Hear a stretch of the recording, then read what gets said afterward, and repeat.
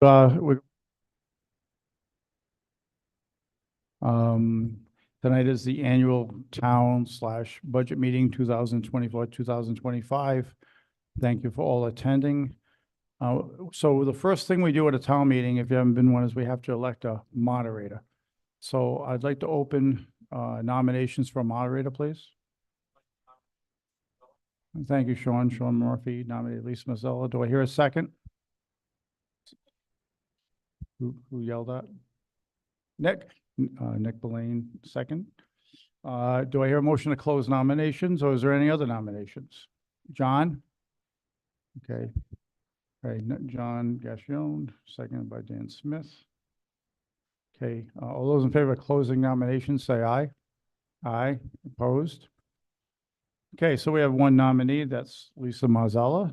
So we'll vote. All those in favor of naming Lisa Mazzella as tonight's moderator, say aye. Aye. Opposed? Okay, Lisa Mazzella, you are tonight's moderator. Thank you.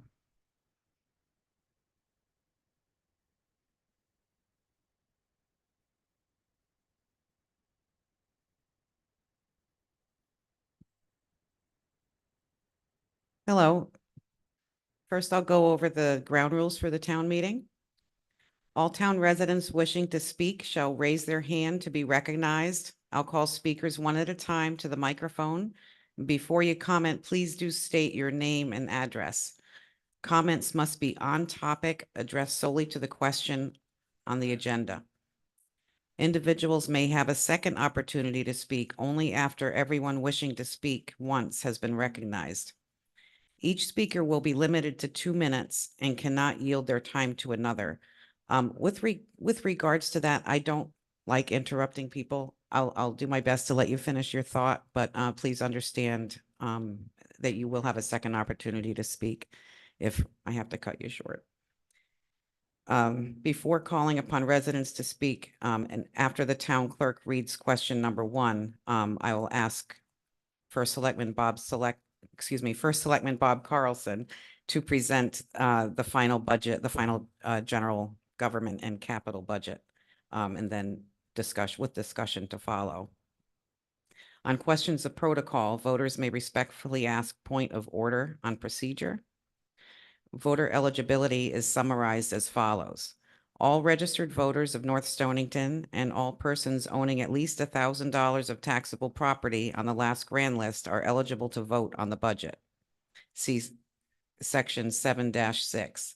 Any person not legally qualified who fraudulently votes in any town meeting or votes more than once shall be fined not less than $300 or more than $500 and shall be imprisoned not less than 1 year or more than 2 years and shall be disenfranchised. Voting by assuming the name of another shall be guilty of a Class D felony, section 9-360. Following discussion, I'll call to move the question to close discussion. And a voice vote will be called indicating yay or nay. And should it be determined that a voice vote was inconclusive, I'll ask for a show of hands. Hearing no objections, these are the rules of the town meeting. Antoinette, could you read the call?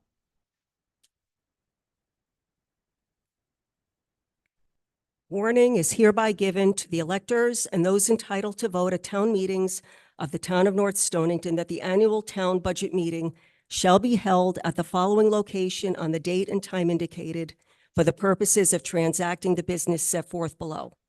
Location, North Stonington Education Center, Media Center, 298 Norwich Westerly Road, and via Zoom. Zoom link is in the call of the meeting.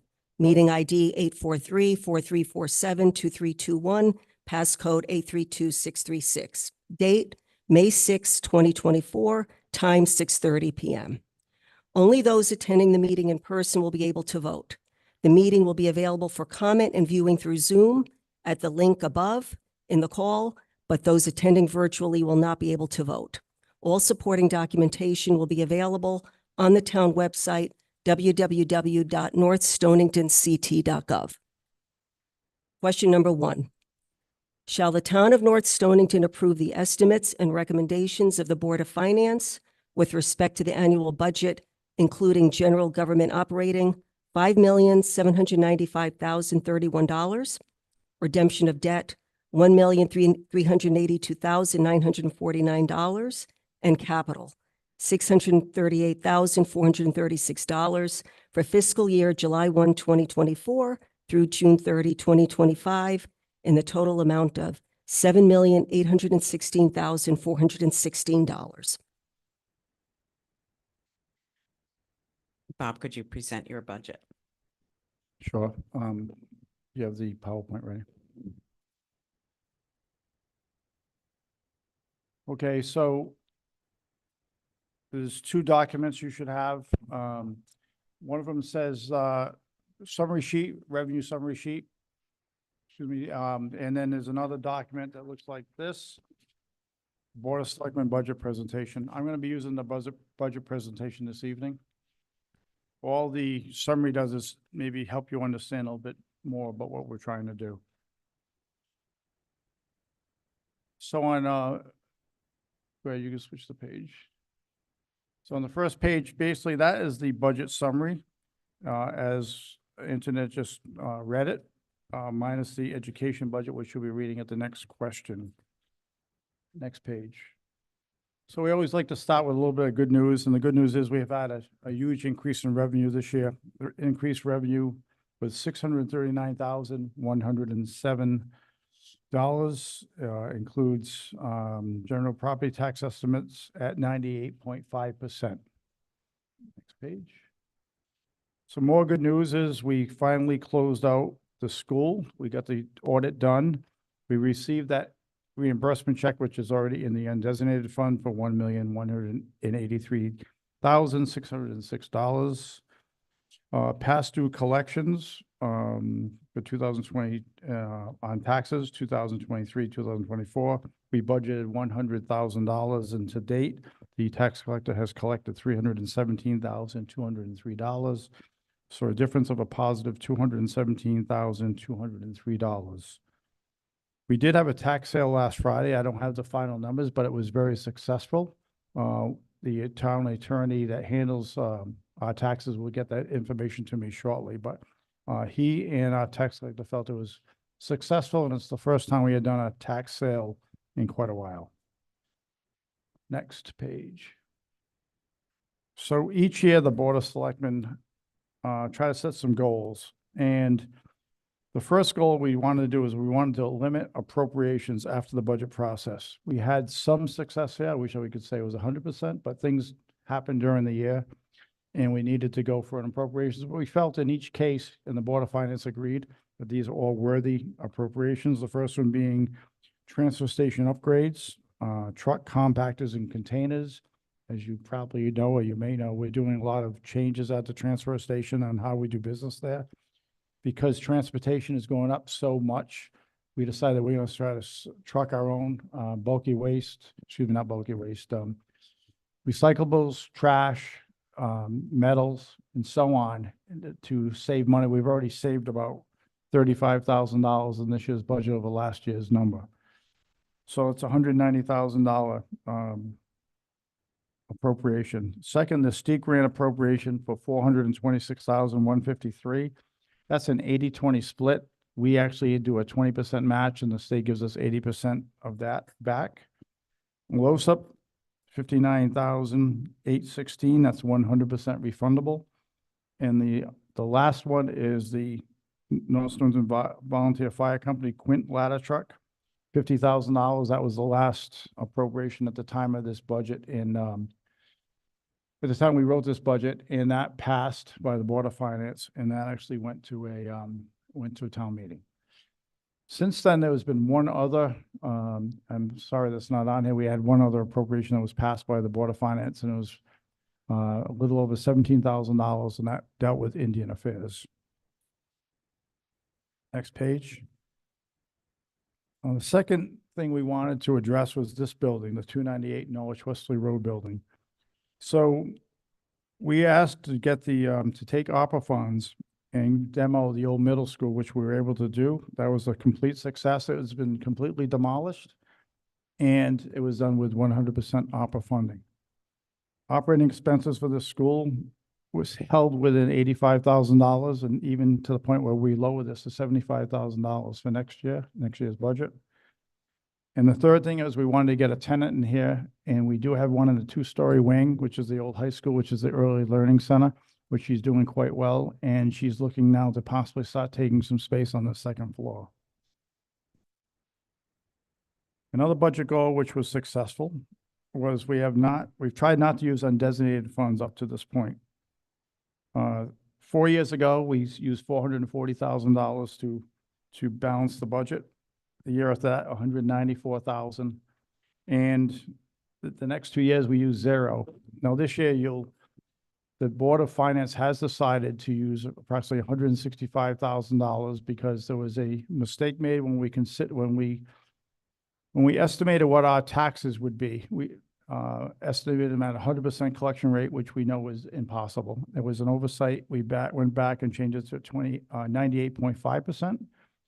And because we're doing very well in the undesignated funds with the extra money that came back from the school audit, the Board of Finance felt that it was a perfect time to use some of that taxpayer money that's sitting there to not only make up the gap in the budget, which was around $96,000, but also to give taxpayers a break. And they'll be, after the referendum, if this budget passes, look to possibly lower the mill rate by a small amount. Last thing on the budget goals were, how do we address the transfer station, the rising cost? Well, we instituted transfer station stickers, which raised $25,000. Bulky waste fees raised $10,000. We get bottle bill proceeds from the state for $15,000. And as I mentioned earlier, we saved $35,000 on contracted services we will save coming this year when we start trucking our own materials. The next page on. So as we get into the budget, what I did was any budget line that moved by $1,000, either positively or negatively, I addressed, and I wanted to let you know why the change. The first one, the Board of Selectmen increase of $11,233,000. So that's in the Board of Selectmen section. It's myself, the two other selectmen, and town hall expenses that come under the Board of Selectmen was an increase again of $11,233,000. Probate court was a decrease of $1,069. The Board of Finance is a small increase of $1,130, but that's because we have to sign a contract with our auditors, which had a small increase for next year's audit. Our assessor increase is $3,660. That's all contractual and a little bit of its expenses. And you'll see this broken down in the budget as you look at it. I just figured we wouldn't go line by line, but if you have questions after my presentation, we can go into every line you wanted to, and I can give you an explanation. Tax collector, again, salaries and some expenses, $2,375. Town attorney, we dropped by $5,000 because this particular administration we try not to use the town attorney unless we really have to. So we cut those expenses. Annexation, which has to do with Indian Affairs, we increased that because there's more happening on that front right now. We use an attorney out of Washington, D.C. named Perkins Coie. We've been working with the towns of Preston and Ledyard, trying to keep that to the forefront. They're monitoring for us along with the Attorney General's office to make sure that North Stonington remains protected when it comes to annexation. We have a town ordinance that says that we have to fight annexation. And because there's rumblings now of things that are happening, we increased that in the budget by $5,000. Economic development, we decreased by $5,692 because we took the coordinator position out of there. We have a new planner who's wonderful, and she's picked up a lot of the slack on what the coordinator would normally have done. Rec Commission has been a decrease of $1,609. Next page. So fixed charges is the big impact in the budget. It went up by $113,606. $112,796 of that increase has to do with insurances, something we can't control. Election and town meeting went up $5,230, and that's mostly because of the early voting that the state is having all the cities and towns do. and some salaries. Town hall expenses, went down 4,132, and most of that was the decrease here in the 298 building. Social services and welfare had a small increase of 1,058. Information technology went up by $9,031. I said, why is that? Why did that happen? Well, if you follow the newspapers and you see how cyber security, how important it is, and how towns are getting hacked and businesses are getting hacked, you find out that credit cards you may have down that they now have your personal information. So on the town side, we wanted to make that minimize that from happening. So the increase there is a fairly good size increase in insurance when it comes to cybersecurity. Public safety is an increase of $88,448. Again, that's mostly increases in personnel. Because we have a per diem, we had one per diem firefighter. We added a second per diem firefighter. The first 3 years we had that person, ARPA funds covered it. The town decided this year it makes sense to have 2 per diems during the day when most of our volunteer firefighters are working. That way we have 2 people that can drive the trucks and get to your house if there's an issue. So 55,000 of the 88,000 was because of the per diem firefighter. The other increase is North Stonington Ambulance Association. Public Works and Highway, there's an increase of $13,311. Again, wages and tipping fees. Land Use Department, increase of $5,933, and that's mostly due to wages. So all the Board of Selectmen budgets combined is an increase of $242,648. Next, we'll look at capital, and then, as I said, I'll take any questions on the budget you'd like to ask. So the capital this year, the Board of Finance asked the Board of Selectmen to lock into a capital budget early in the budget process and not use cuts to the capital expenditures to lower the budget as has been done in the past. So you can imagine when you see the lines we have in the regular budget, and if the Board of Finance said to us that we had to cut $150,000 out of the budget, which has happened in the past, we either can cut every line item by maybe $1,000, $1,500, $2,000 and hurt every line item in the budget, or we can just cut a truck for $150,000. And that's what's happened in the past. This year, the Board of Finance says, we don't want you to do that. We want you to come up with the best budget you can, but also we want you to lock into a budget on the capital, which is what we did. And they didn't have it, we didn't cut it. So the capital budget is made up mostly of vehicles. There's a 2024 loader, which is going to be financed and a four-year finance, $246,752. The Hook lift truck number 17, is on a 3-year finance for $249,624. 10-wheel plow truck, which is the trucks that plow the roads, the big green ones. It's a 4-year lease for $324,280. We are due for a new ambulance. This will be a van type of ambulance, and that's $25,000. Excuse me, the ambulance is $34,500 over a 5-year lease. And we made our final payment on the service truck, which was approved last year, for the first half of the payment. The second half was $25,000. The reason we did this with these trucks, and the reason we financed these trucks, is that we felt that with what inflation is what's going on with inflation, the amount of money we're spending on repairs and maintenance, and what we can sell the truck we have now. Once we get a new truck, if we get a truck now, we can sell the one we have, not for a lot of money, but maybe $15,000 or $20,000. The town actually saves roughly $20,000 by financing it versus buying it, or excuse me, versus saving for it and then buying it. Again, with the inflation costs, and you can see on that sheet that the Board of Finance and the Board of Selectmen felt that now's the time to do some financing because of the inflation in these trucks. What it costs for a truck today is going to be quite a bit more money in 3 to 4 years. So that's how we came up with this capital budget. If there's any questions, I'd be glad to answer those for you.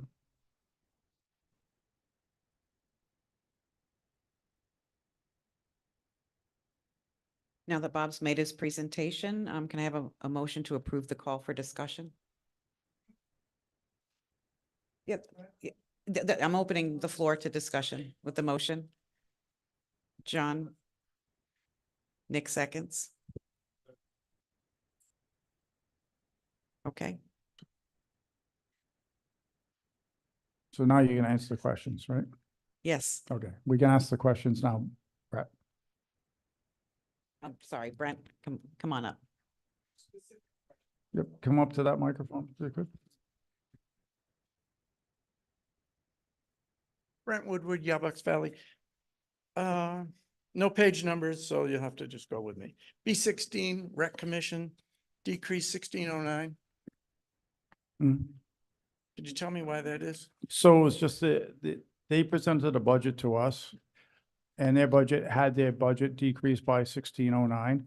So that's, programs, some of their programs had decreased, some of their expenses had decreased. So that, we didn't do that to them. They came in, that was the budget they presented to us. Let me restate the question. I got it wrong. That has nothing to do with this pickleball court that you're No, trying to put nothing at together. all. Is it? No, How's that going? going well. We met with the Rotary. I'm meeting with them again this Friday. They're gonna be pretty much funding that entire project. Thank you. And question number 2. Forklift truck. Break out, what is that? So it's a truck that they hook canisters to, or the cans, the dumpsters, and they pull it up on the truck. And they can drive that truck and move the dumpsters around and drop them off, pick them up and so on. So it's a hook lift Oh. truck. So we have dumpsters, I guess, all over the place. that We gotta- do, occasionally, we do Okay. bring them to jobs, like when we were cleaning out this building, we brought a dumpster here, we bring them to the schools. Yes, We've never had that truck before, have we? oh, we've had it, yes, we've Oh, had so it this so is a long, it's replacement. falling apart, actually. And on this same page as that, the total expense seems to be just the years, you add them up and you get the final number. On the NSVFC service, 25,000 final payment. Got no On the patience. service truck. So that's a pickup truck they use to go, My question, let me. oh, get I'm that sorry, go ahead. question. That has a $25,000 entry in that column, and yet the total is 50. So where, I don't get We it. approved 25 last year, Thank you. thanks.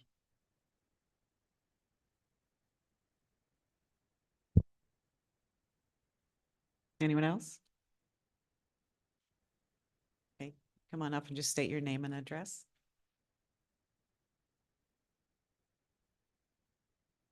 Jill Sharetta over on 197 Boom Bridge. My question is regarding B20 and the fixed charges, the large increase there.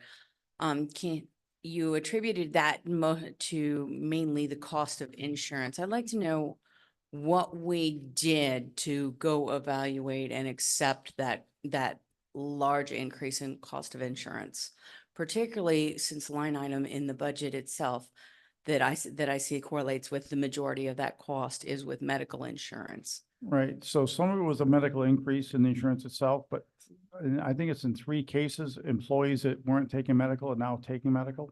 1 at the highway garage and 2 at town hall. So when you have someone that wasn't taking medical and now they're taking family or single medical, it causes a big increase. So having those 3 employees take medical when they weren't last year, plus the increase combined was that 112,000.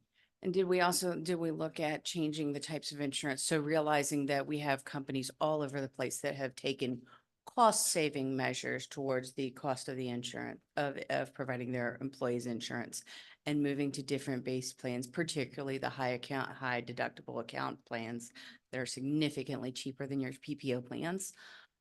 Did we evaluate that, or is that already the kind of the structure that's in place for our medical? So we use, Kerma is one of our insurance companies for workman's comp and, other things. We go through, CCM, which is the Connecticut Council of Municipalities.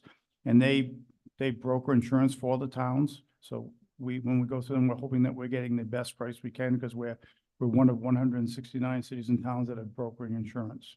Most of the towns in CCM use very similar insurance companies. So to say that we ourselves went out, we didn't. We went through the Council of Governments. Excuse me, CCM is Connecticut Council of Municipalities. But you stated you're hoping you're getting the best deal. Did we do any legwork to ensure that we are getting the best out of that council municipality's recommendation? I can't say that I did that. I know that in the past, we have agents working for us through CCM, and we're hoping that they do that for us. But I can't tell you that I did that myself, nor did at the time when we did this, we didn't have an administrative finance officer. We do now. So, I guess the answer is no. We did not go and shop that ourselves. So can we is there a way to get that information of what was compared before we settled on this decision, settled on the healthcare that we ended up with? Well, we're at the process now in the budget where the hearing had already taken place on April 22nd. So the budget now can't be changed again until it goes to referendum on the 20th. If it goes to referendum on the 20th and gets voted down, then we can go back and look at this again. But as of right now, we feel it's our best budget to put forward to the taxpayer. But to answer your question, I can't say that I went out and looked for as far as the best insurance plan. So how would the average taxpayer be able to get the information to show what was looked at, to understand that what was looked at was comprehensive and in the best interest of the taxpayer? Not expecting that the town provide it, right? Because you used a service through the council of municipalities. How would the average taxpayer get that information? So I guess you could get it through coming to the town hall. We could try to get that information for you. I'd be glad to do that. Thank you. I'm in there every day. I'd be glad to have you come in. Thank you.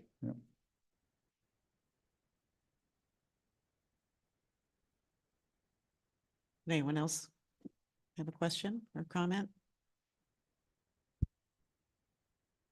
No? I'd ask for a motion to close discussion on this question. John makes the motion. Second. Charlie Smith, seconds. Thank you. Now, Stephanie, would you like to? Oh, I'm sorry, excuse me. Antoinette, please read the call. Question 2. Question number 2. Shall the town of North Stonington approve the estimates and recommendations of the Board of Finance with respect to the annual Board of Education budget for fiscal year July 1, 2024 through June 30, 2025 in the amount of $15,438,918? Thank you. Steph, it's all yours. Thanks, Lisa.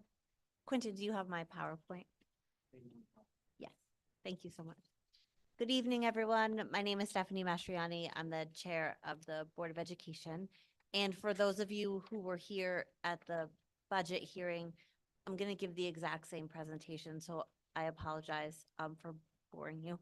I have with me tonight Troy Hopkins, who's the superintendent of schools. And to go along with my presentation, while I don't have this PowerPoint printed out for you, there is a narrative available up at the front of the room, and that narrative goes along with the PowerPoint and is going to provide you with a lot more information. And I think it also will provide you with a lot more of a vision of the more wonderful things that are happening at the school. I've tried to streamline this so we just get the basics here. In addition to the narrative, there's also the line-by-line budget at the front of the room as well. So this first slide, you can go ahead and advance it. This first slide is just going to talk really about our district mission, our vision, the vision of our graduate. I think one of the notable things about our budget this year is that we're not asking for a new program. We're not trying new initiatives this year. We're not solving a big problem. This budget is a continuation of the things that we've learned through our experience are working. I think the most exciting thing about the budget is that it funds every line item necessary to run a school. So in the past few years, you'll notice that we've zeroed out things like technology, and we've moved that out of the budget to lower the bottom line, and we've used our non-lapsing account to make those purchases. Prior to that, we had zeroed out supply lines and used money left over at the end of the year to pre-buy supplies for the next year. Again, with the effort of zeroing out a line to lower our bottom line. And this year we didn't have to do that. So this budget that you're seeing in front of you, we believe fully funds our district here in North Stonington. I added this slide because from time to time we talk about what does our school look like. So this is going to talk to you a bit about how many students we have at each school, how many students we have participating in our School of Choice program and tuitioning in from Preston and Mollentown. And then we do have additional options for our students here in North Stonington for other schools. So for example, we have magnet schools that we do pay tuition for our North Stonington kids to attend. Right now we have 10 of those. We send 4 students to VOAG schools. We have to pay tuition for that. And then we have VOTech schools, Norwich Tech, Grasso Tech. We have 24 students attending there, but we don't pay tuition to those. And I think it's important to note that while we're so happy to support all of our students in the way they're learning, we also don't have an option. So we are mandated to pay tuition to those other schools if students choose to go there. These are our priorities and goals that were brought to us by Troy in the year 2022 to talk about our 3-year strategy. This is what we're really looking at. These goals help to define what it is that we're doing every day and what we're funding.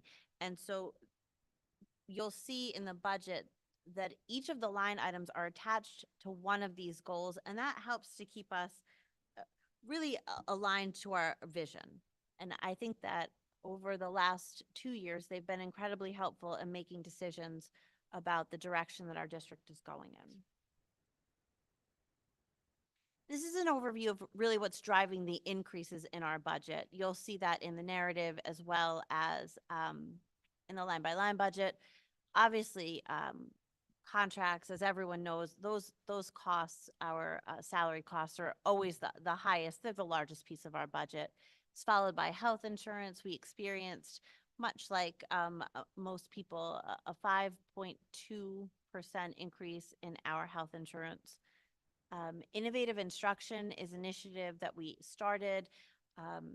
It was very successful, and we have decided to pull out a piece of our budget and continue to fund an innovative instructive director who's working with our teachers to help them really focus in on what the curriculum should look like at our school. As many of you may know, Ellen Turner, our athletic director that has been in our district, I think for more than 30 years, is retiring at the end of this year. We were forced to really look at that position and decide, what do we do with it? I liken Ellen's leaving with that of Linda Costanza a few years ago. She had been in the district for so long. And we look at that position and say, I'm not sure that we can find one person to do all of the things that Ellen did. And to also adequately address the things that we need to do moving forward. So what you're not going to see is an increase for the athletic director. Instead, what you're going to see is a new position for a gym teacher. So we had to hire a PE teacher so that the athletic director can concentrate on some of the other things that we'll talk about later in my presentation. And then this new PE teacher will be able to pick up those classes and teach the classes that Ellen was teaching. And then the other piece is technology, and that's a 100% increase from last year. And that's because we zeroed out that line item and we bought our technology out of our non-lapsing account. So this year it's back in our budget where we all believe it should be. And I'll talk about that a little later as well. In terms of innovative instruction, you all can read the slide, and this talks about the director of instruction and learning and what it's really done for the district. The nice thing about it is that this particular person is not only concentrating on writing curriculum, which is wonderful because it provides a really cohesive vision for each grade, for the district in general, but she's working with teachers. She's helping teachers not only talk about that curriculum and understand that curriculum, but she's helping them to be able to implement those curriculum changes in their classroom. A lot of the professional development that we were doing out of district, we've now been able to bring in district to further this. So you can read some of those quotes from the teachers that are taking part in this professional development with our Director of Instruction and Learning. So here, we talk a little bit more about our athletic director position. So the athletic director is a full-time athletic director. It's not an administrative position, and she is able to teach. But we did hire an additional PE teacher to teach those classes that the current athletic director was teaching. So underneath that, you'll see the job summary of what we're asking our athletic director to do. One of the new things that you'll see towards the bottom is to create unified sports opportunities. And we really are asking this athletic director to look at our middle school sports who have struggled a bit since we took 6th grade back to the elementary school. There's a much smaller pool of kids. We're not running all the sports all the time. And so we need to find a way to make that middle school sports program successful. And so we're looking to our new athletic director to really evaluate that and make some suggestions about how to change. When we first started thinking about technology this year, we were going to have to do huge replacements, desktop computers, laptop computers, classroom printers, and we've been talking about the replacement of our aging servers for years. Our director of technology took a closer look at what we were doing and has proposed that we do really use a more efficient approach to our technology. So instead of desktop and laptops for every teacher, we're phasing out desktop computers. We're also going to phase out classroom printers, and instead of worrying about our aging servers, we're going to transition to cloud storage. So that's going to save us a significant amount of money.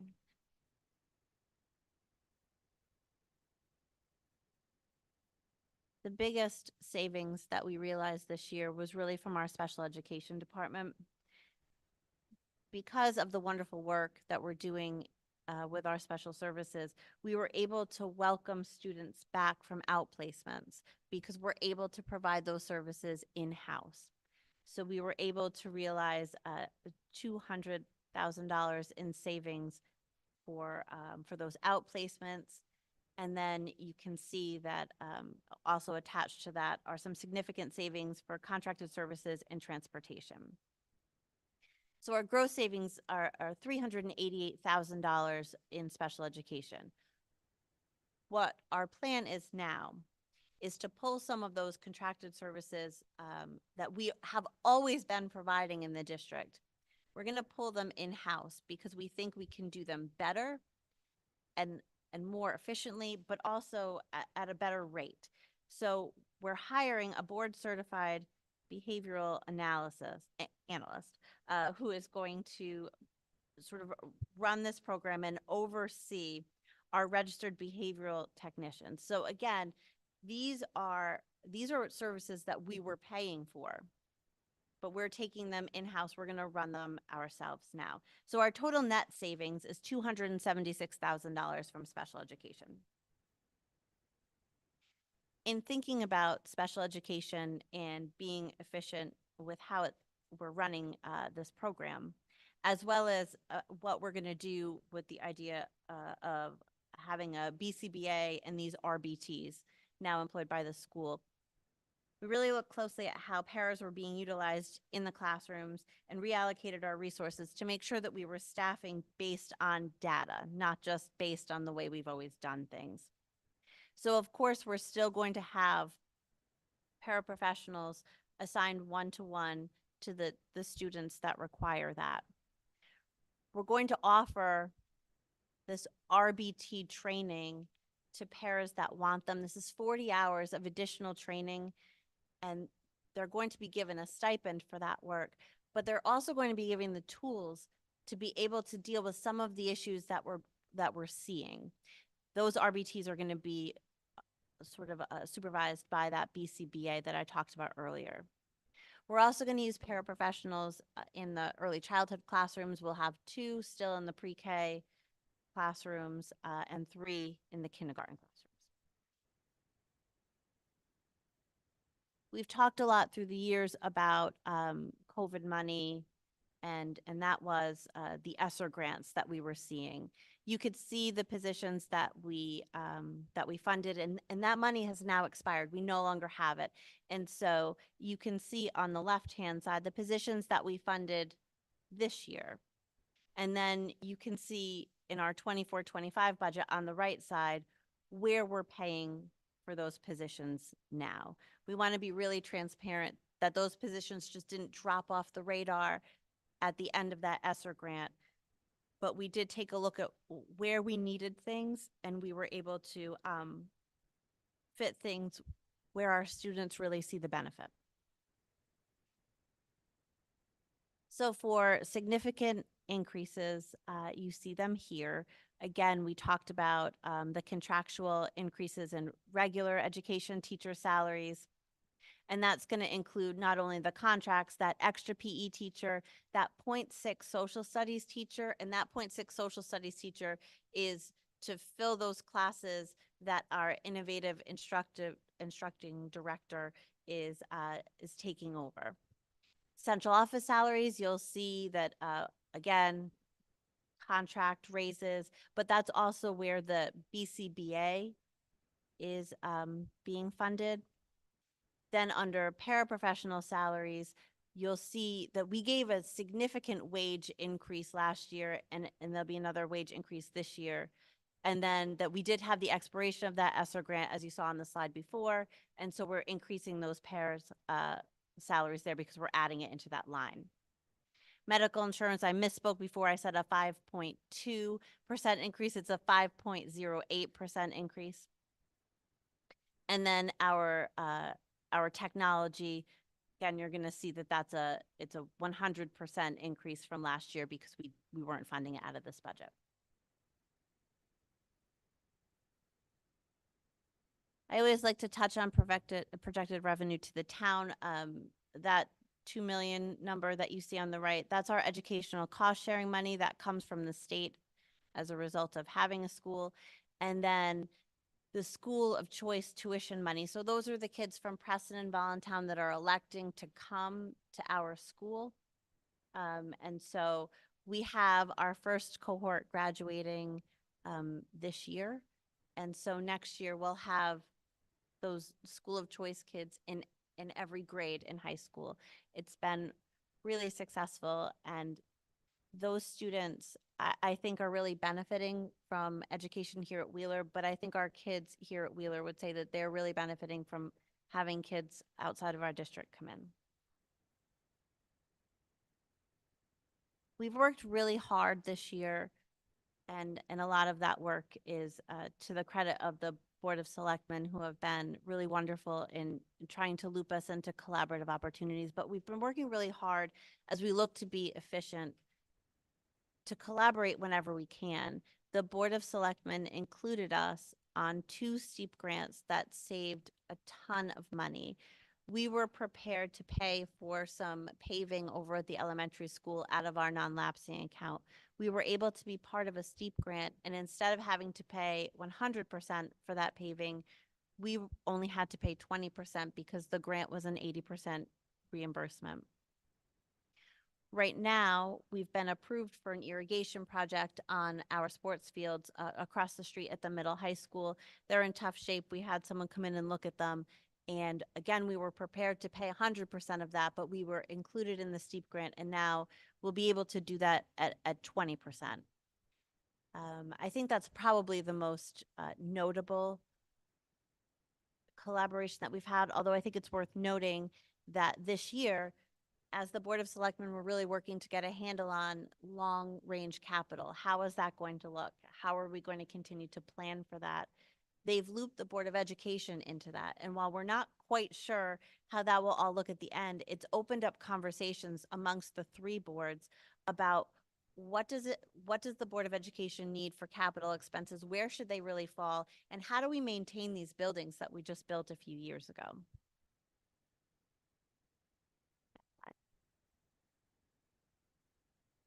I think it's important that we talk about the non-lapsing account. This is it's relatively new. I think we've only been using it since 2020, and we talk about it at every other Board of Education meeting, it's on the agenda. Every time the Board of Finance talks about the Board of Education's financials, we talk about it at the Board of Finance. But it's new and it's a little confusing and people get a little nervous about it. So I think it's important that we talk about it. So we are able now to move up to 2% of our budget at the end of the year when there's leftover money.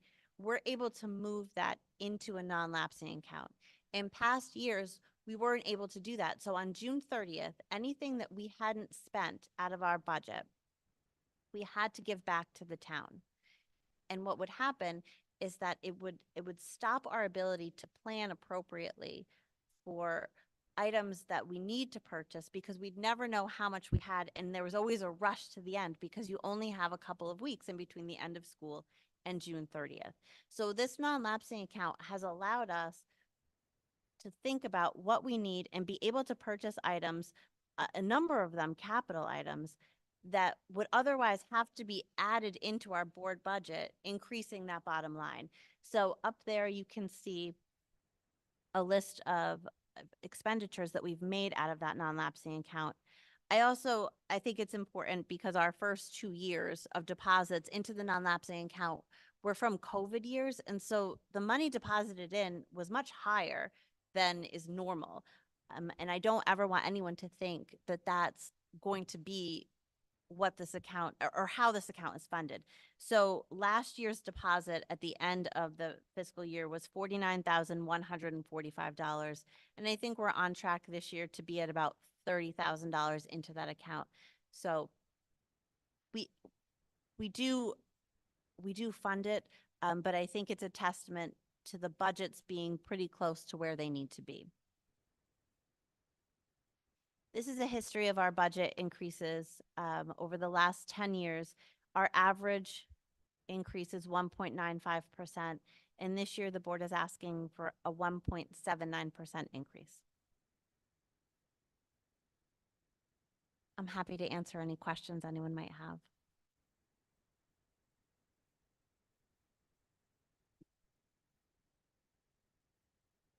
I have a motion to approve the call for discussion.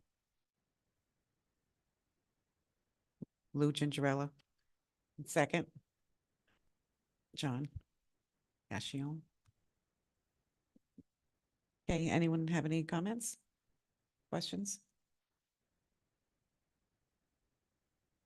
Anyone online? All right, make a motion to close discussion. Second. Okay.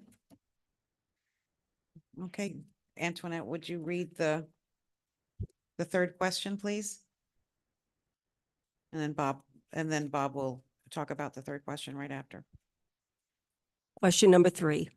Shall the town of North Stonington remove Armstrong Pentway from Town Ordinance Section 18-9, private roads approved for town maintenance, and recognize it as a town road as determined in a highway agreement dated June 27th, 1942?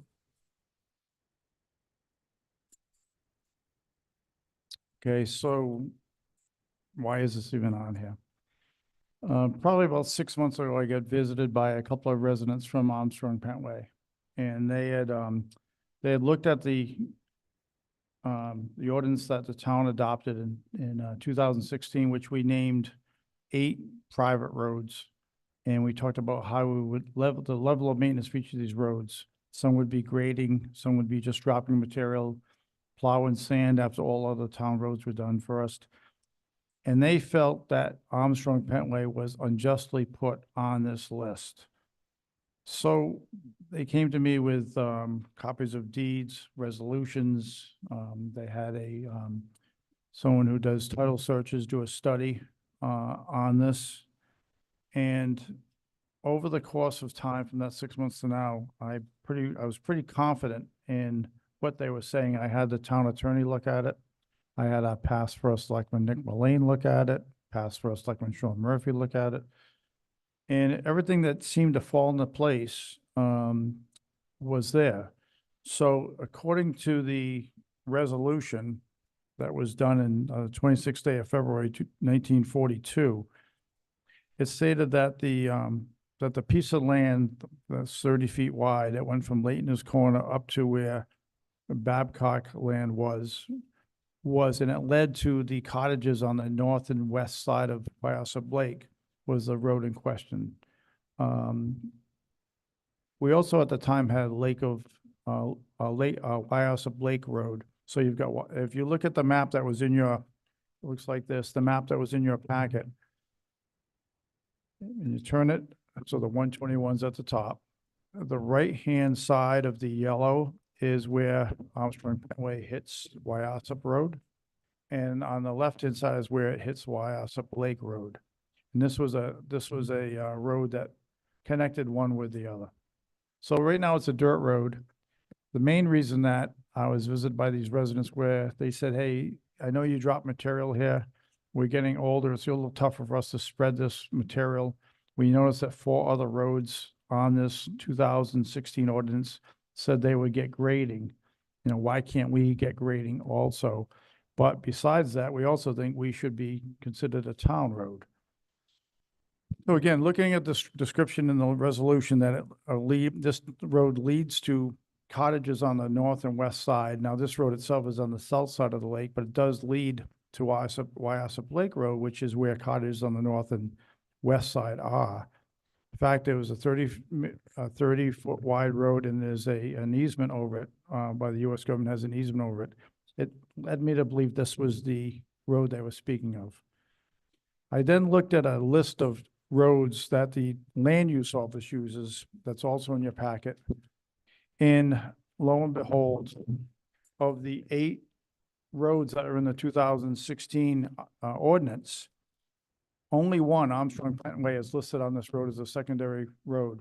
The other 7 roads are not listed: Avery Lane, Billings Road Extension, Cedars Road, Cranberry Bog Road, Patricia Ave, Prince's Lane, and Wrights Road. None of those are on this list, but Armstrong Pentway is. So that kind of sealed the deal for me, thinking, okay, the attorney says it's right. The previous 2 first selectmen at the time thought that was correct. The documentations that are in your packet that I read are correct. The resolution was a separate sheet that we brought tonight, because that was brought to my attention this afternoon. And I do have a document from the person who did the title search, who claims that in 1988, Armstrong Pentway is listed as a private road. So he was a little bit, it was not conclusive, but we think that there was a subdivision called the Lake Hill subdivision that was being talked about at the time. And I felt, since that was 1988, the ball was dropped somewhere between 1942 and 1988, that somehow Armstrong Pentway fell off the map as far as being a town road. The question that came to my office today at around, Sean Murphy came in to visit, was that Leighton's Corner. What is Leighton's Corner? We have one resident that believes it's the corner of Wyosop Lake Road and Wyosop Road, but that hasn't been substantiated yet, but that was her remembrance. That's what that was. So with all the legwork that's been done at this point, after I left Sean, we were together until about 5:15. I came in and started reading through this material again. So I went from 100% positive to somewhat cloudy and a little bit uncertain, to now the point I'm a little bit more inclined to say that we were right the first time, because of the road leading to the cottages on the north and west side.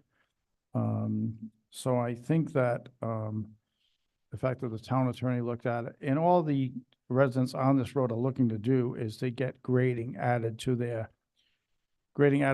how we maintain this road. Grading, roughly just a little under $8,000 to drop material and grade the road. It's typically done twice a year if we have a bad spring, and once a year if we have a good spring. It's typically done after the roads wash out, and then if we have a fairly dry summer, then we don't have to grade it again till the next spring. So that's where we are. I'll be glad to open discussion. If we can't, if it stays clouded and we can't get a firm on this decision, then I think I would like to table it to a further meeting. But at this point, I'm more convinced than I was at 5 o'clock, a little bit less than I was at 2 o'clock. And that's where we are. Do we need to open discussion or think make a we should- I motion think to we should. tape? I Okay. think- A motion to open discussion? John? Second? Charlie Smith seconds. All right, any comments? Brent?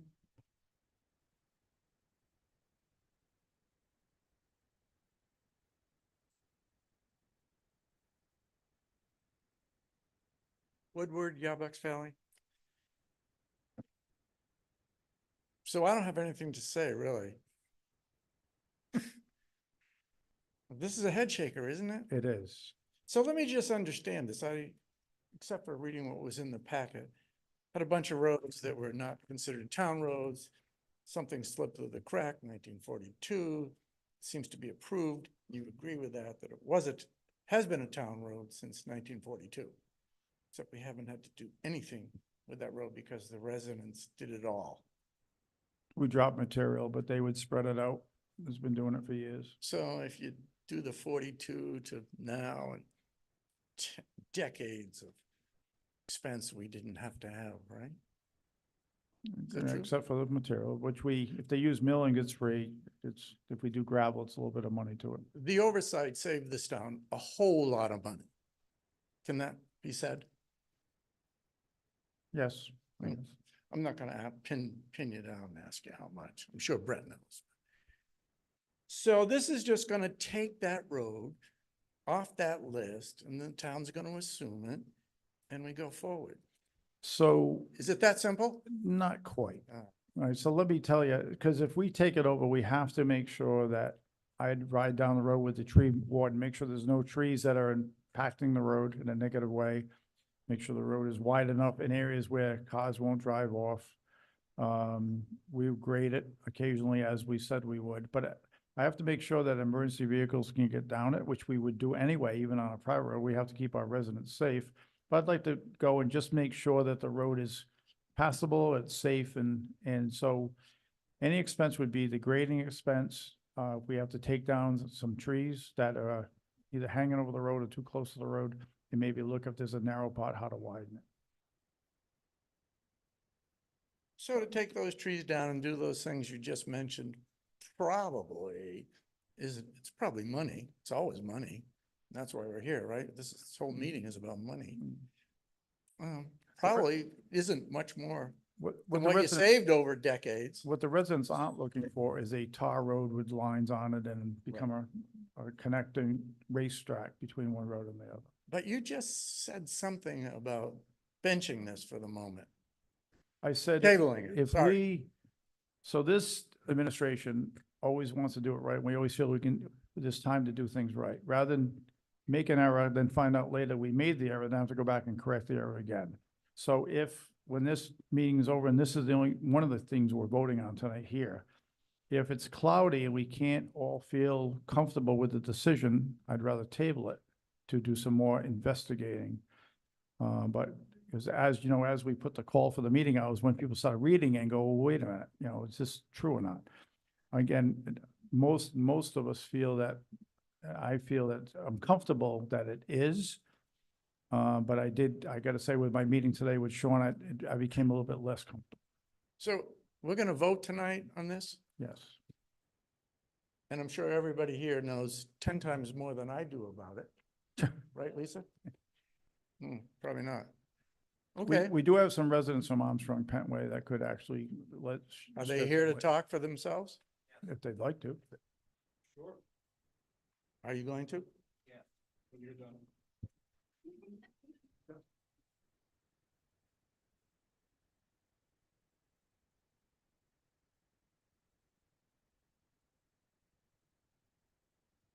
Todd Armstrong, Armstrong Penway, and wasn't named after me. There are other Armstrongs that have been living on that road longer than I have, and it was named after their families because of a medical emergency. And Nick looked into it as far as they were long-term residents, and that's how Armstrong Pentway got its name. I've been up there. Do you know the name of the road before it was Armstrong Pentway? Nothing. That was the problem because we needed an ambulance up there for Kenny Armstrong's father-in-law. And they couldn't find the place. because it was never listed with a name on it. Do you know what road Ashwillet Pentway was? Ashwell Penway, no, It's in the deeds, it's in the resolution. yeah, So you're not sure what road that would be? Okay, no, thank you. all right. Well, I've been up there 28 years, this coming summer. And prior, when I first moved up there, the town was doing grading on that road, okay? Ken Armstrong was working with, I can't think of the highway superintendent's name at that time, but they worked together on it and they were grading that road on a regular basis, you know, because there was nothing but mud holes all the way from end to end. I kind of took it over 24 years ago. All right, invested a lot of money in some equipment to do the grading and everything else. When Lou moved up there, his attorney, when they did the title searches for the property and all that kind of stuff, kind of questioned him, you know, as where that road, where it stands, you know, as far as legitimacy of it and everything else. So we hired someone to go into the town records and do a title search, all right? We spent about $1,000 doing that. We brought that results to you. Then the town assessor went into the records. We went back as far as 1953. He went back to 1942, you know, and came up with what was in the town. I mean, the two selectmen at that time accepted this strip of land and put it into the town records. So it's been in there for 82 years, going on 82 years. So, you know, I've put a, you know, fair amount of time. I've got that road in better shape now than it's ever been. And it's probably in better shape than a lot of your other dirt roads in town, you know, because I've worked with the towns. They provided me millings and I graded on a regular basis. And, you know, we get washed out on heavy rains just like everybody else does, you know, so it's a matter of coming up with a rake and just raking the stuff back up the hills, you know, because we've got a couple of hills on that road and put the millings back in place again. So it doesn't require, I don't think, an awful lot of work or awful lot of time. When the town brings millings up there, I have one of the town workers working with me, providing, you know, giving me truckloads of millings to spread. Now, I haven't put any millings on there in a couple of years. Do we need a load or two right now? Probably do in a couple places because of all the heavy rains that we've had this past year. But it's in pretty good shape. I think the records speak for themselves, right? The town attorney has looked at it. Our attorney has looked at it. Your assessor has looked at it. There's been other input, and I think it's legal it's a legal document that we need to go back and accept this as a town road.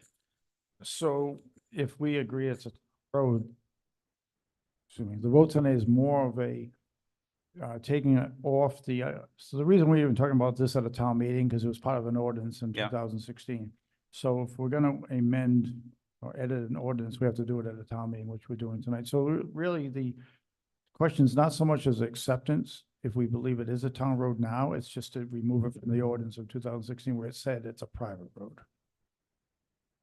You got to leave it as a private road? No, if, Oh, that'd be that's the vote, to take it off and Take it amend it. off So then. now there's 7 roads on it instead of 8. all right. Well, I think the town needs to step up to the plate and maintain it. You know, we've got $5,700,000 worth of inventory, real estate on that road. So we need to get a little bit for our bucks, you know, that we're paying the town. Thank you, Art.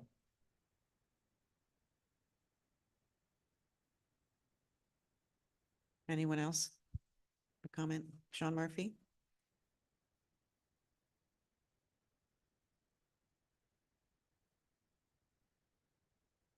I want to preface my,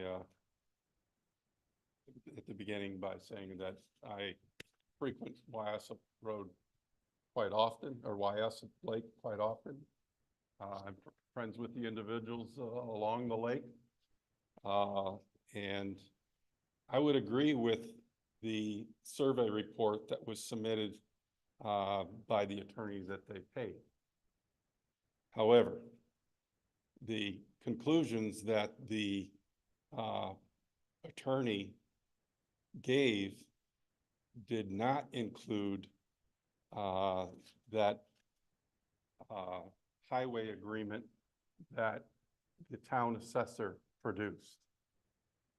the conclusions by the title search person talk about a, let me read this through here, that in October 1957, the town voted to appoint a committee upon the petition. There must have been a petition at that time that somebody living along the road to accept it into the town road system. So they were appointing a committee to look into it. However, they go on to state that records of town meetings were reviewed from 1953 to 1969, and no other evidence was found therein. There was never, so of that committee in 57, that the town voted to form a committee to look into, but they never did follow through and make it a town road. And the deed that is being presented on this, and I do take issue because it's cited right in the call that it was determined in a highway agreement dated such and such that recognized it as a town road. I would argue that that was not the road that was approved by that highway agreement. Although our assessor thought the same, the assessor's office today confirmed to me that what they talk about, let's see, where's my,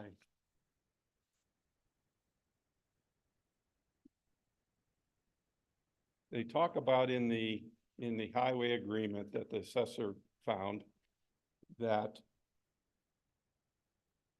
hereby authorize and empower the selectmen to include in the town system of roads, the road leading from Layden's Corner. On your town map, Layden's Corner, or on your map you're provided, is down here at the corner of Wyosip Lake Road and Wyosip Road. So they're saying from that corner,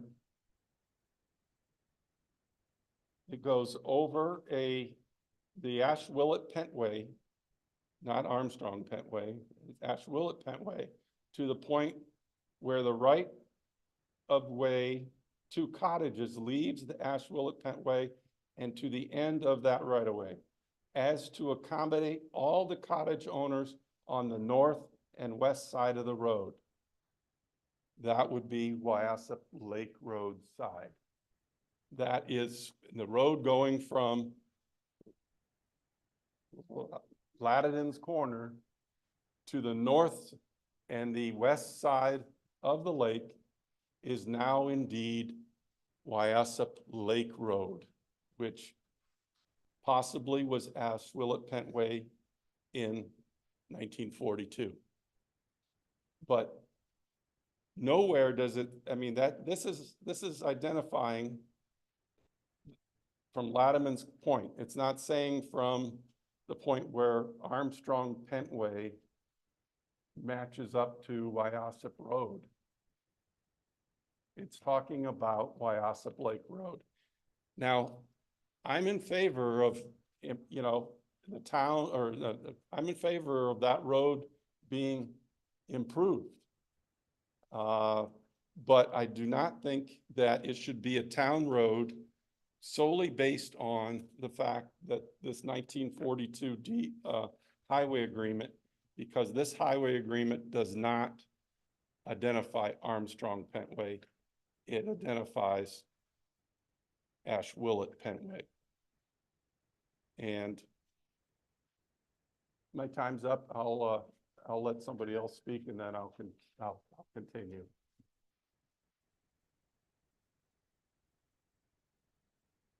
Lisa, Yes, sorry, me. Nick, I have a couple of ahead. questions. Go ahead, Nicole. Nicole Porter, 44 Pinecrest Road.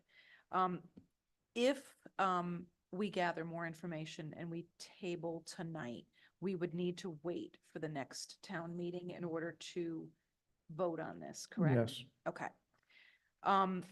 Do we know, so Lou and you'll always be Mr. Armstrong to me. I graduated with his daughter.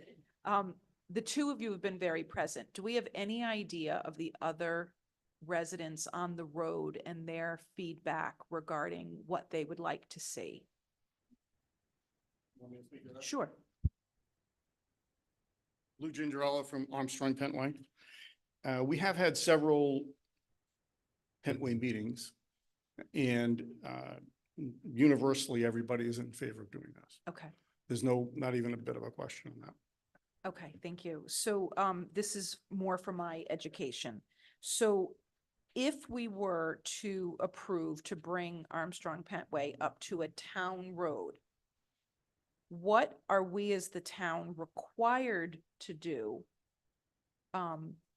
in order to meet that requirement? So I know, right, in living on a town road right now, I don't have full control over what trees might be cut or what kind of paving is used on that road. So I want to make sure that the residents fully understand, and I fully understand what requirements we would be held to if that were deemed a full town road. So I think, and I'll have to verify this, but I think if we say that it was a town road in 1942 when we had no zoning and we did not have to bring all roads up to a certain level, then we would be grandfathered and just do things to make the road safe. Maybe cut some trees, grade it, widen it in a few areas, maybe put up a guardrail if there's a dangerous area. But we don't have to, like, if someone came to us and they had a part road and they wanted us to take it over today, that road has to be brought up to town standards.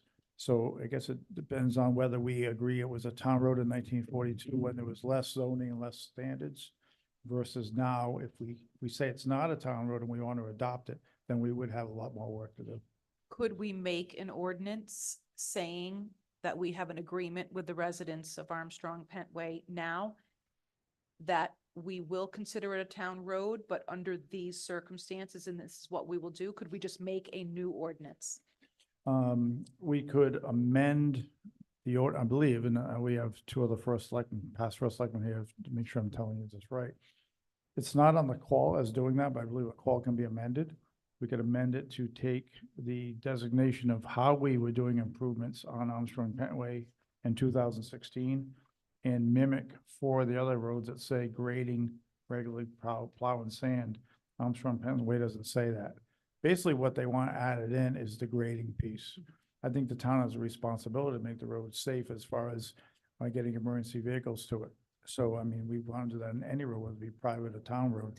But I think that's the main thing, is they're looking for the grading piece. So possibly amending the ordinance from 2016. And again, I don't know if we can even do this. I'd have to ask Antoinette. But amend that ordinance to change that one word and add grading to the Armstrong Pentway level of maintenance. If that's what the residents would like to have done. Just to add a couple of things from this, and some of the things that what Sean said about the title isn't complete. It is true what Art said, that when I bought the lot on Armstrong Pentway, my attorney said to me, there's something off about this road. It's got all the makings of a town road, but it just doesn't state it any place. And the title that I can find, going back to the original subdivision, was 1953.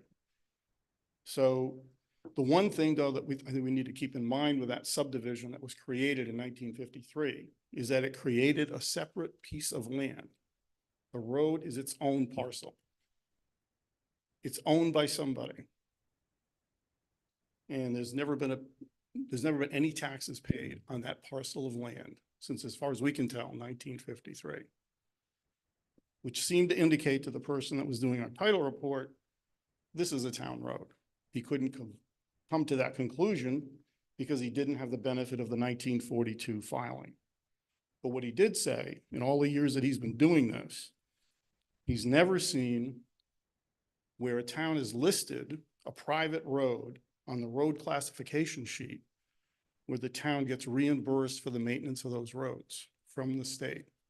He's never seen a private road listed on that way.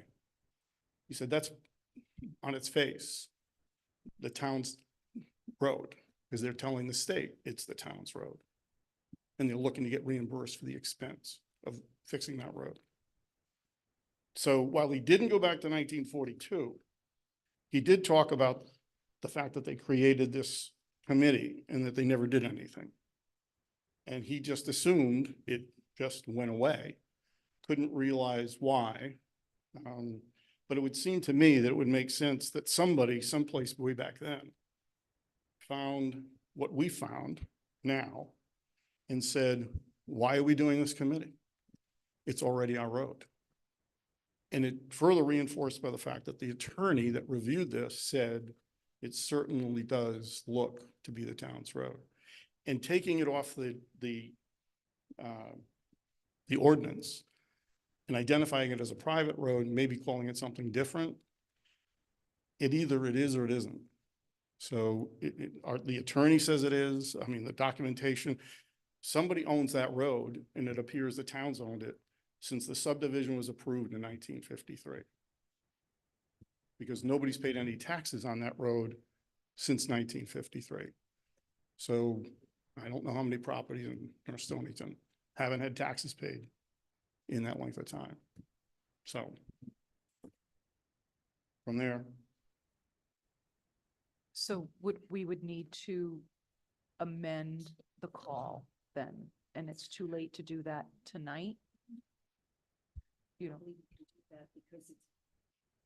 I don't believe you can do that because it's been advertised. Yeah. The question as is. yeah. So you can't change it at the meeting. So I don't know if we're gonna, I don't know if we're ever gonna be able to go back and prove one way or another. It seems very gray to me. So to me, although I don't necessarily want to table it, to me, the cleanest, most legal way to do it would be to table it and then call for a separate town meeting and amend and create a brand new ordinance that would detail how we would care for the road. I'm really trying to understand it more than, So I making think a the, suggestion. again, I think the question would be just to take it off the 2016 ordinance, amend this ordinance, not tonight. I mean, we could do that tonight, but if you're calling for tabling it, the next question will be the same question as it is tonight, only we'll have more proof from one way or the other. so I'm not specifically suggesting we table it. I think my question is more of a clarification for Antoinette, is do we legally have the right tonight, since we've advertised the call for the town meeting as is, do we have the legal right to amend the call now that we're here? I don't believe so because it's been advertised. You'd have to vote on the question the way it's stated. Okay, or table it. Yes, and I would hate to vote on it the way that it's stated, because if we vote on it and we vote no, and then it turns out that we find evidence that it is a town road, then we have to go back and Yeah. and we have to adopt it as a town road, and then I think that gets into what level of maintenance again. So either it is or it isn't. So I'd rather table it if that's the case, or vote on it this evening to remove it from this ordinance. Okay, I have someone else who'd like to contribute to the discussion, Nick Mullane, and then Charlie Smith.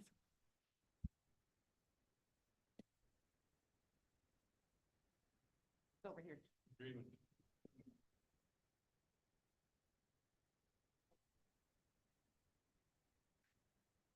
It works. Yeah, it does. That one works?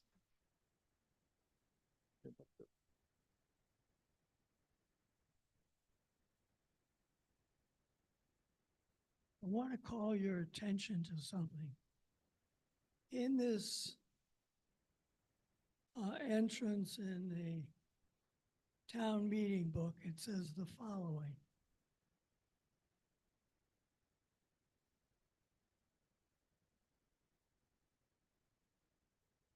That the selectmen be and they hereby are authorized to accept the release of the Bentway rights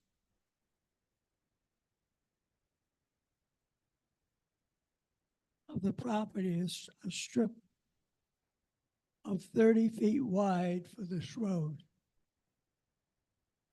There's some surveys on file.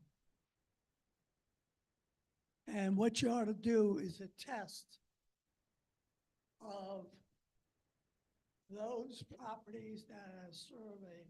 What I want to say is across the street from the properties that are subdivided. And see if you got a 30-foot strip to accept.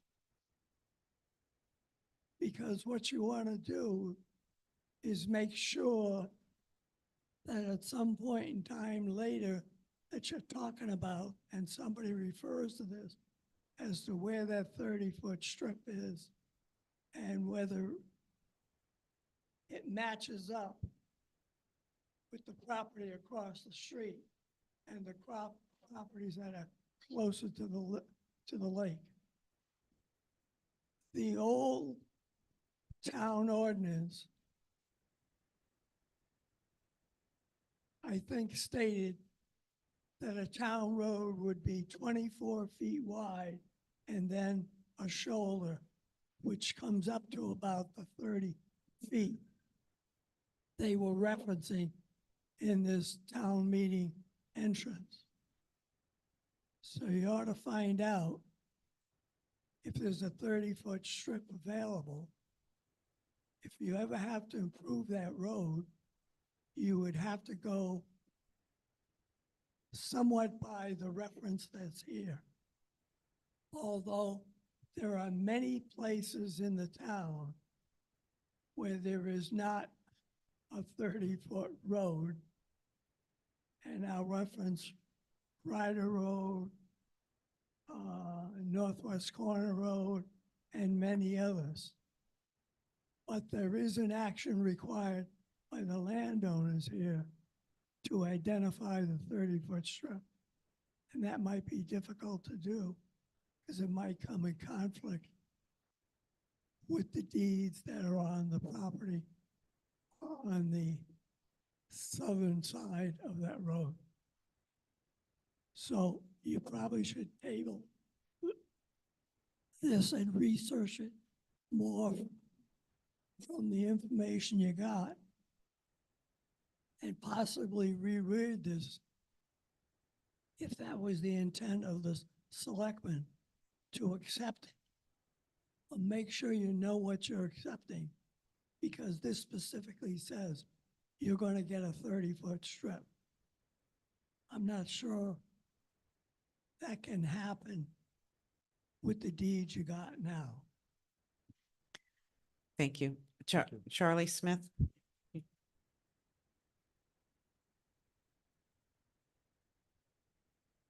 Charlie Smith from 441 Pendleton Hill Road. I have a couple of questions. In 1953, there was a. Stop working. They can't hear him. Yeah, Charlie Smith from 441 Pendleton Hill Road. I have a couple of questions. Was there a subdivision done up there in 1953 on Armstrong Pentway? Now, if the subdivision was done in the requirements, I just went through all this in 1979 and 80. Went through all this in 1979 and 80 on Pineswood Road. I had to give the town 15 foot of road to make a 50-foot right-of-way through there for a half a mile down the road.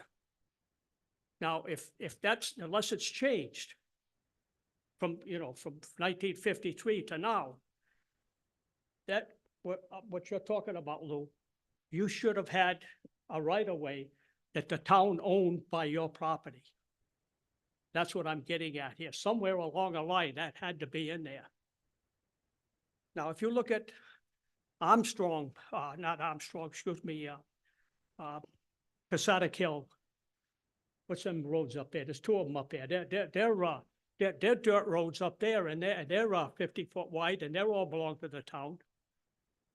Blue Lake, there's a lot of them up there on Blue Lake, and the list you have here. So my point is, I think this should be put into the town system But there's probably going to be an issue with some of these people's property that they don't have that width for the town regulations. But if the town lists it as a town unapproved road, then you could get by, like Nick said, the 30-foot right of way and not a 50-foot right of way. Unless I stand to be corrected. Maybe Sean could comment on it. But thank you, yeah.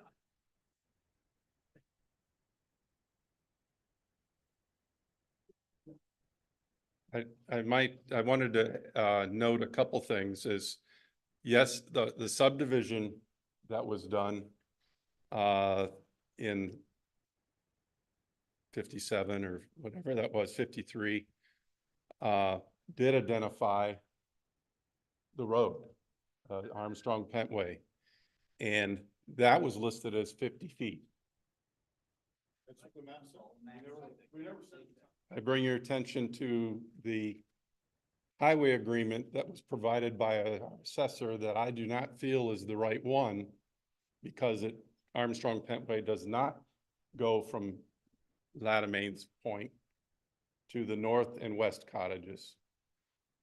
And this particular highway agreement lists a strip 30 feet wide for this road. I would argue that this highway agreement that's filed with the deed is not for Armstrong Pentway, it's for Ashwillet Pentway. And I just wanted to add, it was brought up that the Armstrong Pentway the state recognizes it as a town road for North Stonington. It does not. Bob and I looked at the map, the DEP or no, the highway folks, the DOT at the state, and we have been receiving $0 from the state. It has not been identified as a town road on our town aid road list at any time. And to me, that indicates that it's a private road. And the fact that the survey report that somebody did a title search and never referenced this 1942 document, never thought this applied to this situation, tells me that we're talking about a different road. I'd like to see him come back here and somehow get maintenance for the road done, but not cite this 1942 agreement because it's not, I don't think it's correct. And it's not from the point indicated up to the north and west cottages on the side of the lake. Thank you. Jill?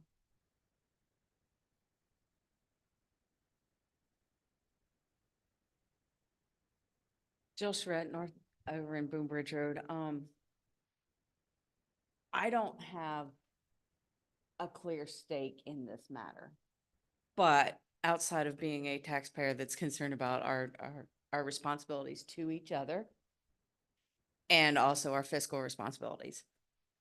What I would like to see, given the wording given the wording of the call, what I would like to see is I would like to see the matter tabled and the wording refined to accurately reflect the intent of what we want to do, because there was the early discussion of to the today's standards of a town road or to the 1942 standards of the town road. So I think that that is the right thing to do at this point in time, not discounting anyone or anything from the documentation. But I think the right thing to do for the town and to make it crystal clear so that there's never an argument again about the status of this road and what it means to the residents and to the rest of the town. I think we need to be crystal clear in if we are going to vote to remove it from the private road list and make it a town road, or to take action and provide services, additional services as a private road. whatever that looks like, it needs to be crystal clear so that the voters can vote in good confidence on this, that we are taking the right course of action. Thank you, Joe. Brett? Brett Mastriani, Hangman Hill. So based on this new information or stuff we've just heard, the question comes whether the highway agreement references that road, and if that is truly Armstrong Pentway is Ash Willett Pentway, that road. And it does make me nervous. I want everything done correctly, but if we deem that concurrent with that highway agreement, then we are saying we're doing it from those standards 1942, like was just said, compared to current standards, and we are unsure whether that road is the right documented road. So I do feel like we should come back for that. And if that's the case where it isn't Ash Willett Road, then maybe we look at this ordinance again and look at what the residents on that road would like us to do for improvements and maintenance and adjust that based on our ordinance. But I will state that we need to make the other members of the other roads aware of that too, because I brought this up at one of our selectmen's meeting. I know that Cedars Road and part of the Billings Road extension have asked for improvements on their road, and we've always told them no based on what was in this document. So I worry about voting on something that we're 100% unsure of based on the new documentation. And if that is found out to be not accurate, I do feel like we should open this up and based on the recommendations of the residents, bring it to the town of what they'd like to be done. And maybe it stays a private road and we maintain it like they'd want, or we have proof that Ash Willett Road is Armstrong Pentway. Would we close discussion first before making a motion to table, or do we make a motion to table?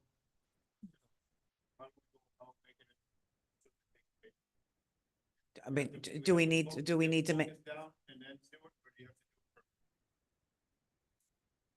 mean, discussion is still ongoing. I have another comment coming up to the microphone, but,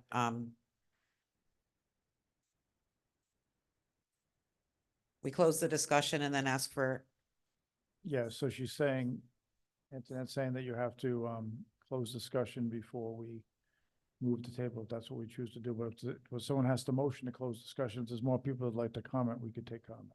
no, yeah, I get that. Is there anyone that hasn't spoken yet that would like to come up for and provide a comment or input? All right, then Lou Gingerella. Okay, just to clarify a couple of things. Sean, if you were going to quote legal work that we had done and paid for, I wish you would have talked to me earlier. Oh, can't do that? Okay, it would have been nice if the person that is questioning the legal work that was done had come to me and talked to me earlier, but that didn't happen. The reason that the researcher didn't go back any further than 1953 is because that's what we told him to do, because that's when the subdivision was approved. So just wanted to clarify that. There's other things that he came up with that's not readily available that further would support the fact that this is a town road. Again, not the least of which is, it is a separate parcel. Somebody owns it and hasn't paid taxes on it since 1953. That would lead you to think what? I'm not sure. I don't know, given that there's no lawyers here, I don't think. There's nobody here from the law firm. Our attorney that told us, yes, this is a town road. You should accept it. And there's no attorney here that I know of that can say otherwise. So I guess without that, you go on what we have and make a decision. Thank you.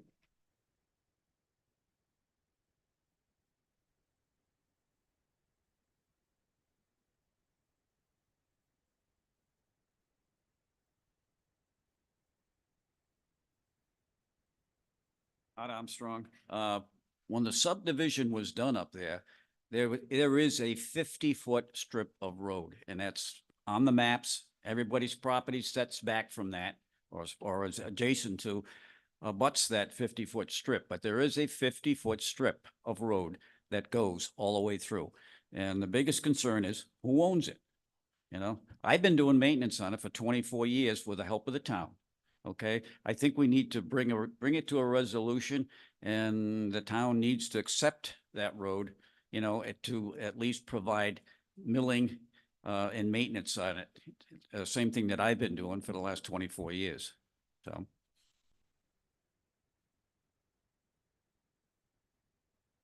Okay, Brett? I'm just curious on the town attorney's opinion on it. Was it based on whether these documents matched? Or was it based on the actual property, or whether this resolution was filed? Or was there any work done to match the properties up?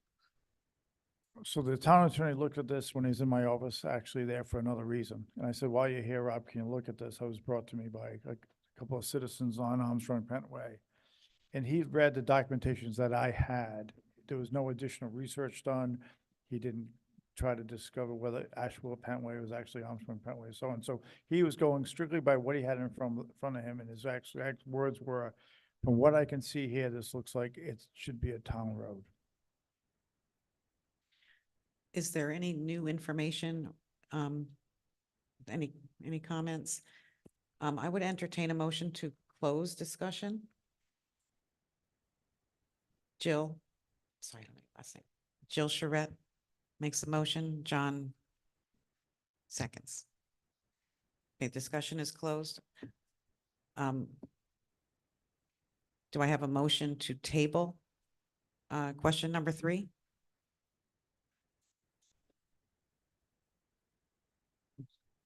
Make a motion to accept.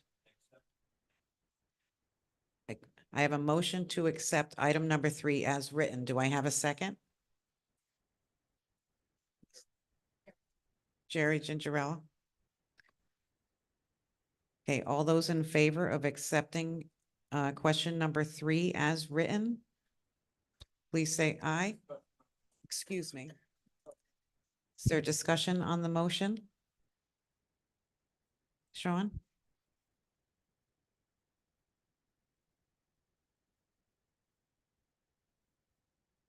I do think that we need to table this. I think that by accepting the motion as written, the call as written, I don't think we could rightfully do that, knowing that there's a difference between the highway agreement and the subdivision plan that the researcher referenced. The researcher referenced that it was Armstrong Pentway is dedicated as a private road thereon and contains notes stating the 50-foot wide strip shown as a private road is not an accepted town road for North Stonington. So his research that was paid for indicated that it is not a town road. It may be the road that is indicated on that map. It wasn't assigned ownership, obviously, and so no one's been paying taxes on it, but it has never been voted on by the town to be a town road, especially not in 1942 or whatever that references Ashwillet Pentway. Ashwillet Pentway, I would argue, is not Armstrong Pentway. Thank you. So just for a point of order, Lisa, if we have a motion to accept and a second, do we not need to bring it to a vote and see where that brings us? Yes, we do. Is there further discussion? Brent Woodward?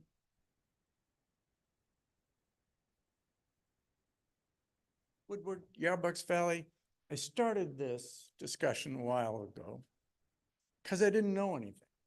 Popped up item 3, hadn't heard about it, hadn't read anything in the paper, didn't know anything. Sorry. And having listened to so many people for a reasonable amount of time, guess what? I still don't know. So I hate to make a decision one way or another without feeling like I'm making it based on rationale. Maybe you folks are right, but darned if I know you are.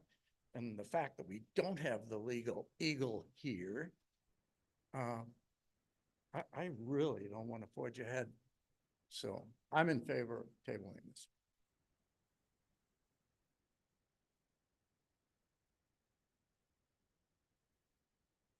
Carl? No? Carl Johnson? Carl Johnson, AB Ruderman Road. The question I have is we do deny it tonight, where does it go from there? And if it's accepted, where does it go from there? Before we all make a decision. If we all decide no at the time, can it be brought back up, or is it a done deal for them poor customers up on Miners Pen? So my understanding mine. is according to the, No, I'm still- according to the call, Yes, my understanding is you read the question, shall the town of North Stonington remove Armstrong Pentway from the ordinance? Section 18-9, that's one part of it.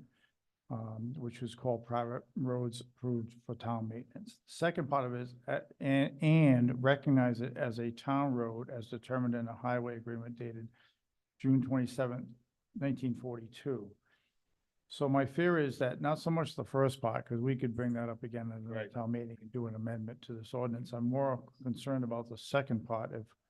If we are not recognizing it as a town road, you know, I'd have to talk to the attorney about that. What has to happen next? right. So if us guys in the back that are still on the fence, deny it them, they are stuck with what they are stuck with. Am I correct? I think as Do far they as, have another recourse to change things after the fact? I think there's a recourse to change the ordinance from 2016 at a later date. Okay, one of the other questions I had earlier was who decided what balls were what, but that's done and for done. All right, so they do have okay, thank you very much. Thanks.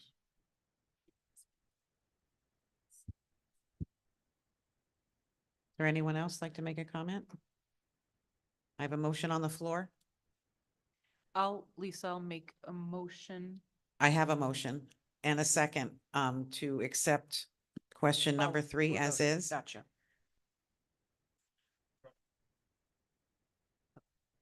Okay, motion to close discussion. Carl made the motion, John seconded. All those in favor of accepting number 3 as is? Raise your hand. 1, 2, 3, 4, or I should say aye. That's what I'm supposed to say. Yeah. 1, 2, 3, 4. Are there any other ayes? 5. All. The nays, please raise your hand. 1, 2, 3, 4, 5, 6, 7, 8, 9, 10. 10 nays. Okay, the motion does not carry.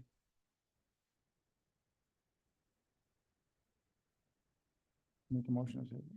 Lisa, I'll make a motion to table number 3 from this town meeting with the intent to revise. I'm not sure we can table that. We cannot table that. It's been denied. I mean, it can be brought up at another town meeting in the future after So I think, yeah, okay. asked So another I'll- way, but it cannot be tabled now. It's been denied. So we just bring it up. It's just discussion. back to the drawing board. And I just want to, I think that we all want to do what is right by the residents. I just want us to make sure that from a legal standpoint, there's no loopholes whatsoever. So I hope I'm not speaking for the whole board of, well, I hope I am speaking for the whole Board of Selectmen, that we will add it to the next agenda and come up with a plan for you guys. That's a good idea. Okay, so that would be discussion at a future Board of Selectmen meeting and then to move forward from there. So with, question number 4 is now moot. Yes, do you want me to read into the record? It is now moot because it would Yes. depend on item number 3 having passed. Yes, please. So I will read the question. Shall the town clerk be allowed to publish an abbreviated version of the legal ad regarding the notice of passage of the ordinance amendment? It would not apply since question number 3 did not pass. Thank you. Now, could you read the notice of the referendum, please? Yes. Notice of referendum. Resolved that the Board of Selectmen pursuant to its authority under Connecticut General Statutes, Section 7-7, hereby removes questions 1 and 2 to be considered at the May 6, 2024 annual town meeting cited in the prior resolution to a referendum to be held on Monday, May 20th, 2024. The hours for voting at said referendum shall be established by vote at the May 6, 2024 town meeting. Said hours are recommended by the Board of Selectmen to be 6 o'clock a.m. until 8 o'clock p.m. Nick, one question, one comment on that. So the Board of Selectmen did recommend the 6 a.m. to 8. Since then, I've had the registrars visit with me at Town Hall and mention that last year we changed the voting hours from 8 to 8, that they had very little or no traffic between 6 and 8. So I would like to ask the Board of Selectmen if we could change our recommendation, if they'd like to 8 and 8, which would mimic last year's referendum. I'm okay changing it, but I'd like to hear from the registrars their opinion on the whole hours. Thank you.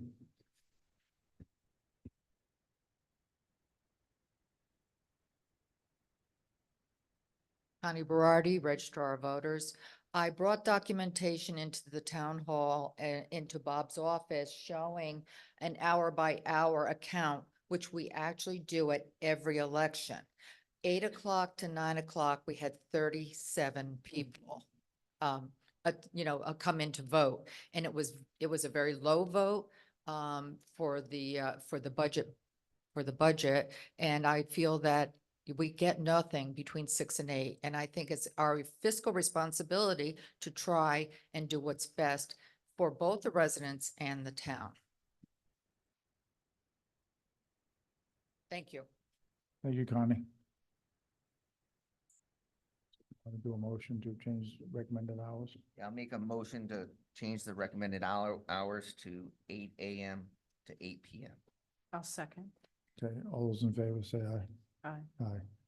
So our new recommended hours for the, would be now 8 a.m. until 8 p.m.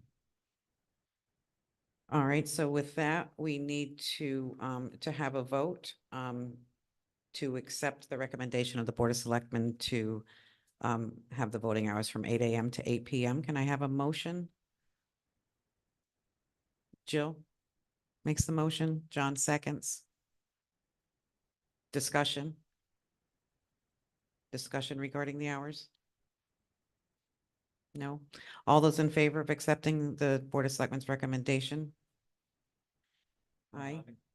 Opposed? Motion carries. Now, a motion to adjourn? Okay. And a second. Do I need a second? Charlie Smith seconds. Thank you, everyone. Thank you.